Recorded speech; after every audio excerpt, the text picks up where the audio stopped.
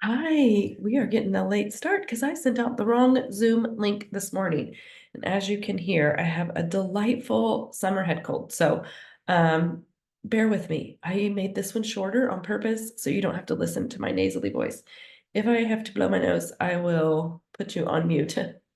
I will not subject you to that. So hopefully I've got my thieves tea here that I'll be sipping, and let's get started. So we are on part 3 of our Unlocking Emotional Freedom teachings, and we've talked about avoiding emotions. We've talked about negative emotions and the blessings that we can find in those. Today, I want to talk about something a little bit different. So it goes along with the first two, but I want to talk about this concept. My own coach calls it like your suffering sentences, or oftentimes just your suffering sentence.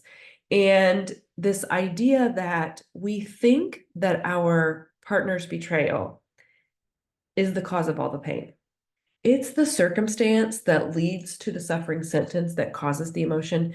The action itself is not actually what is causing the suffering. And so we're going to see if we can unpack what those suffering sentences might be for you. And I'm going to give you some tips and tricks and things. I'm going to share some of the most common ones I hear when I'm coaching. And so let's get moving. Okay. So it's part 3 of our Unlocking Emotional Freedom mini series. And if you haven't listened to those first 2 parts, they're in your portal. Go back and watch those because, like I said, emotional avoidance, the powerful gift of negative emotions and what they do for us.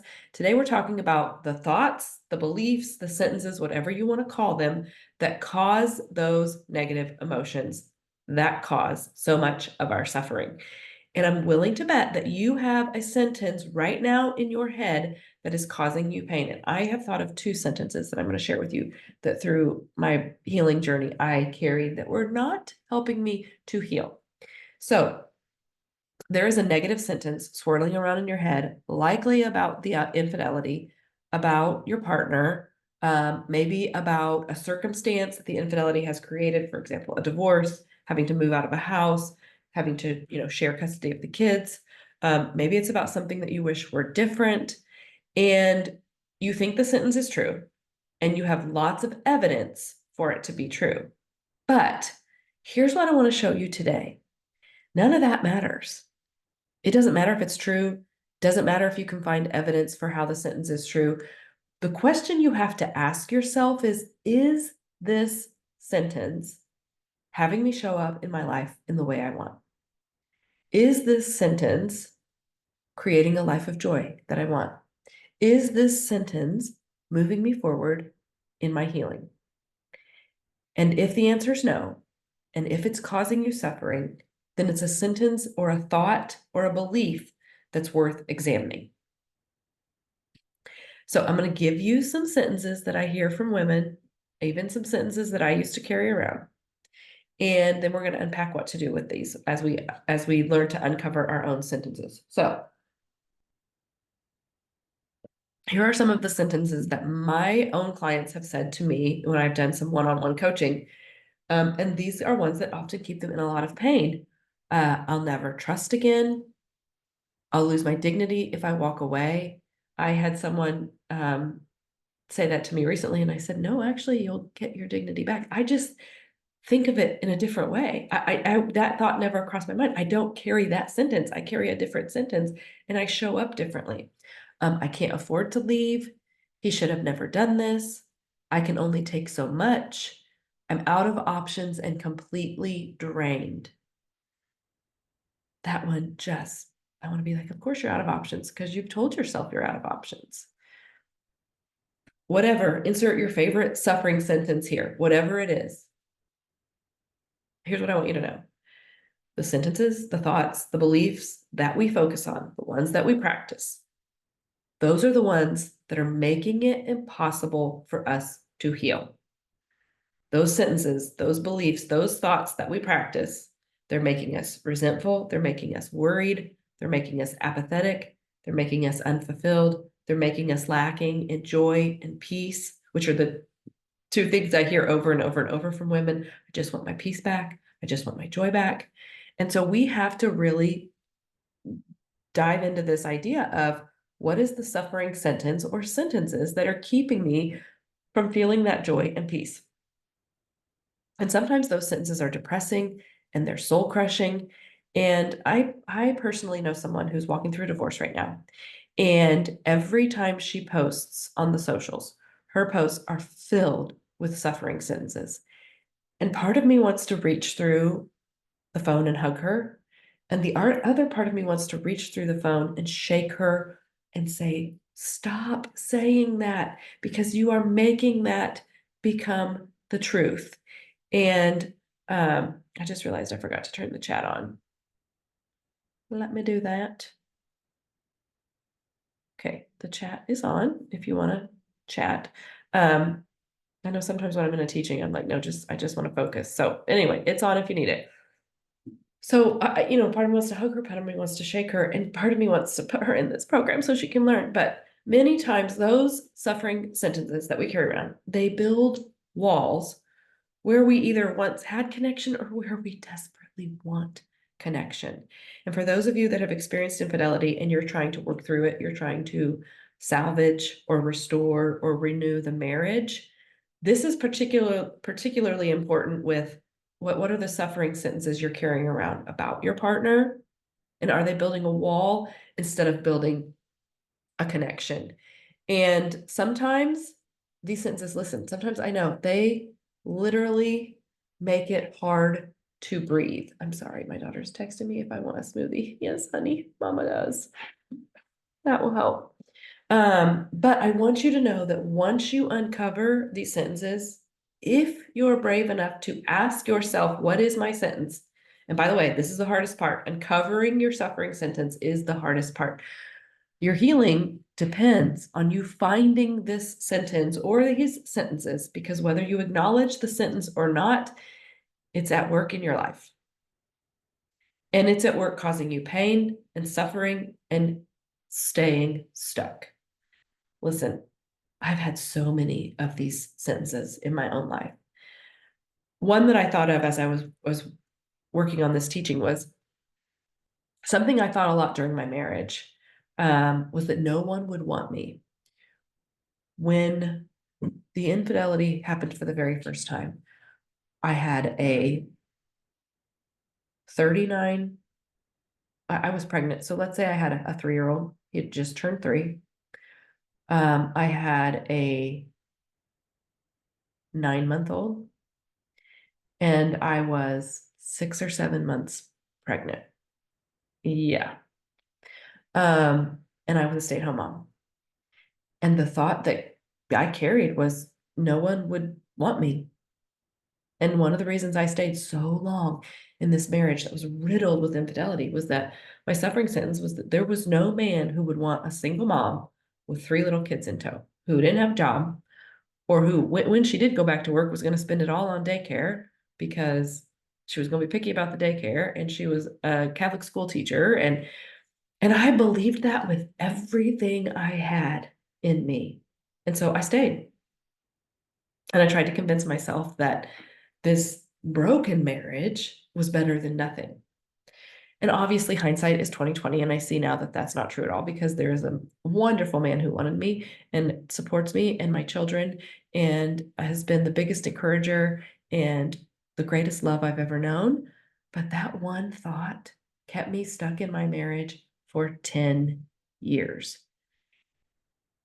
And no matter what your sentence is, if you believe that you are God's child, that He loves you, that everything in your life is for you, everything is for a purpose, how would your sentence change? I can tell you, my sentence changed when I started telling myself, when I changed my suffering sentence to, this infidelity hasn't been done to you, it's been done for you.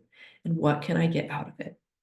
What is God trying to teach me? Was the question I started asking myself. And when I did that, everything in my life changed. So however you decide to think about the infidelity, that's causing you so much heartache, I want you to know that many times the reason that we avoid the sentence, that we hide from the sentence, that we're afraid to uncover this sentence that's lurking under the surface is because of our emotions and the emotions that this sentence will bring up. Okay? And it's these emotions that we're afraid to feel. And we talked about that in the avoiding emotions and, finding joy in the negative emotions. But we are so afraid of these emotions, and we feel like they literally might crush us. And I remember the first time when I was coaching one of my clients, and I could tell she was afraid to like say something. And when she finally said it, it had to do with her marriage and how she just wasn't satisfied and fulfilled in her marriage. And in this situation, she was the betrayer, not the betrayed. But she was afraid to say that what she really wanted was a divorce, that my marriage is irrevocably broken and I want a divorce. And I think sometimes we're afraid to say it because we have a lot of guilt and shame around it. I know she was worried about what it would do to her kids. We are also afraid to say it because then we're going to have to act on it, which, by the way, she is acting on it. She's taking steps. I'm so proud of the work that she has done on herself, on standing up for herself, on putting herself first. I don't advocate for divorce or not for divorce. I just help you uncover your suffering sentences so that we can move forward and change those. And she has done that. And I'm just so proud. But she had to be willing to say out loud to me, is what it took for her to say out loud to me, like, this is actually really what I'm thinking. I don't want to be married. And to be able to say, like, I'm ready to do something about it. But here's what I want you to know is when you keep that sentence that you've been carrying around hidden from yourself, when you keep yourself from discovering it, number one, the pain it's causing you, you get stuck in that pain. It's causing you pain, even when you're trying to avoid it. But number two, you also keep yourself from discovering a whole multitude of amazing, creative ways that you could think about it differently. So many new thoughts that you could practice and carry around with you. So many better sentences. So I want you to be willing to say your sentence because I promise you there's a life-changing magic that happens when you get to the root of what is causing your suffering. And listen, I know I've said this before. We want to think it's his actions that are causing our suffering. That is not the case. We want to think it's our circumstance. This particular person that I know that's going through this, she thinks that her suffering is caused because she's having to move out of the home. Her suffering is not caused because because she's having to move out of her home. Her suffering is caused because of the way she's talking about her circumstances. And if she talks about her circumstances in a different way, I had to move out of my home too. Actually, I didn't have to move. I wanted to move out of my home. It was a whole different thing. I couldn't wait to create a new life in a new home. And if she had that, like, I can't wait to move into this apartment, to find myself, to fall in love with myself again, to rediscover who God has called me to be, she would be out of her suffering. But instead, she's not done this work. She's not aware of the suffering sentences that she's carrying around. And there's really nothing to be afraid of. Once you realize, oh, the reason I'm afraid to say that is it because of this emotion that I'm going to feel? The truth of the matter is, you're probably already feeling the emotion. You just don't realize it's from that avoiding that sentence that it's causing the same emotion. And you're probably already having some misery and sadness and depression and anxiety and fear that you're not even acknowledging. And once you have the courage to say the sentence and to acknowledge that, it just becomes a sentence. And then we get to change it. It's just something that you have believed. And when you're willing to hold it up in the light and examine it and question it and reframe it and think of it in a way of scripture and reworded in the light of a God who loves you and is for you, everything changes. Sometimes just by admitting out loud what your suffering sentence is. If you knew that on the other side of it, there was freedom and love to be received by God who loves you and wants what's best for you, what would you say? What would your sentence be? If you knew that the sentences and the beliefs in your head caused emotions, and like it or not, these emotions are at work in your life, creating the results that you are getting, whether you acknowledge them or not. This is how God made us, and it is not by accident. It is very much on purpose. And if we don't get good at finding our most painful sentences and the emotions that they cause, at the very least, we stay stuck. At worst, we give up. We give up our best days. We give up our best years. We resort to a life of apathy and complaining, negativity, low-level misery. And listen, I know that you were made for more than that. You wouldn't be in this program if God hadn't called you to something higher. And I knew I was made for more than that. When I'm listening to my clients talk, here's what I know. And you're the same way. Most of you don't feel the joy that you want to feel. Most of you don't feel the peace that you want. Most of you are in fear. Nothing feels right, least of all your sanity. You're starting to question everything. And then to make matters worse, you're probably ignoring yourself. And you're ignoring those thoughts, those sentences, those emotions. I think we tell ourselves things like I shouldn't still be feeling this. I should be getting over it faster. What if you had the courage to say the sentences you've been afraid to say, because I promise you, they're at work in your life anyway. So, what is your sentence? What's that thing that you've been thinking, that you've been believing without questioning it, without examining it? I promise you, if you have the willingness to say it, even if it's just to yourself, even if it's just in your Joy Creator journal, what you will find is that sentence has been causing you so much pain and suffering, and it might not even be true. For years, I carried around the sentence, Catholic school teachers don't get divorced. Well, guess what? Yeah, they do. Because I did. And when I changed that suffering sentence to, I know with 100% certainty God called me to divorce, my world changed. My life changed. My healing quadrupled. Will I ever know why he called me to divorce? I don't know.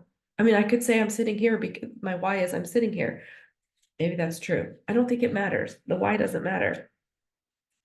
But I for certain know that he does sometimes call us to divorce, because that was my story and that was my journey. So I want you to uncover your sentence. And even if it's true, I want you to ask yourself, do I want to keep focusing on this? Do I want to keep thinking this, believing this, experiencing the pain and suffering of the belief that it's causing me? And I want you to ask yourself, is the sentence giving me life? Is it giving me the joy, the peace, the marriage, the relationship? Because your most extraordinary healed life is waiting for you on the other side of what you've been unwilling to say and feel and acknowledge. And you will find your healing and your hero self on the other side of being willing to do that. Your suffering sentences are the very thing that make you uniquely created to do in the world what only you can do. And I think everybody thinks that needs to be some big, major thing. It might just be that you are called to restore your marriage and raise your children. Or it might be, for me, I believe this is what I was called to. I had to be willing to uncover my suffering sentences so I could do that, because I'm proof of that. If I had kept believing that Catholics don't get divorced, I wouldn't be here doing what I know I'm called to do, helping women become the hero of their story. I just decided that my past was exactly the gift God wanted to give me the life and the impact that He wanted me to make in the world. And what if the same is true for you? So just ask yourself, what if? What if your suffering sentence, the pain that you're in right now, if you were willing to let God transform it and transmute it into something beautiful, what would be the gift on the other side of that? Just think about that. And I can't wait to hear your suffering sentences. Send them to me, email them to me, get into our community portal and post them there. Send them, respond to an email if you want it to be private. Send me a DM on Instagram. Cannot wait to hear what you uncover are your suffering sentences. One other thing I wanted to point out, a great way to help you to uncover your suffering sentences is to get into the practice of using these pages and doing some daily thought downloads and working through this. If nothing else, just start with a thought download of writing down things that are in your head. And that will help you to uncover some suffering sentences. And the more you do that, the better you will get at it. The more practice you have, the easier it will be to uncover those thoughts, beliefs, sentences that are stuck in there that you might not even be aware of yet, and that you don't even realize are causing you so much suffering. So, all right. Hopefully my nasally voice wasn't too much for you today, but I love you guys. I will see you tomorrow morning or at noon tomorrow for our live coaching call. Can't wait to get to coach some of you. So bye.